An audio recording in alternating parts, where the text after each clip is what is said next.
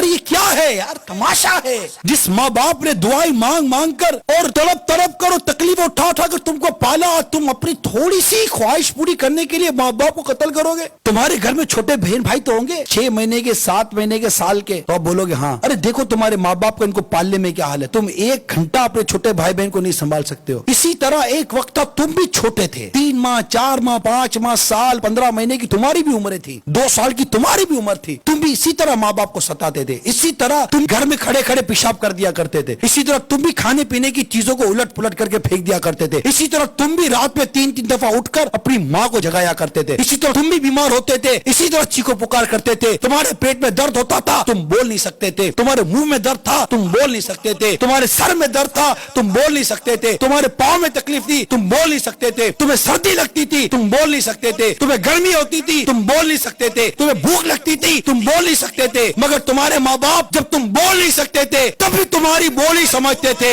آج جب تم بولتے ہو تو ماں باپ کو بولتے ہو تم ہماری بات سمجھتے نہیں. ارے تمہارا ماں باپ اس وقت بھی تمہاری بات سمجھتے تھے جب تم بول نہیں سکتے تھے. آج جب تم بول سکتے ہو تو کیا تمہارے ماں باپ تمہاری بات سمجھتے نہیں ہوں گے؟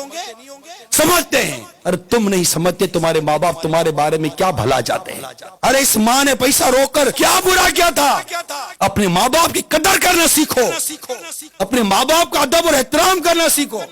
اگر ماں باپ کو ناراض کر کے مر گئے یقین مانو مر جاؤ گے.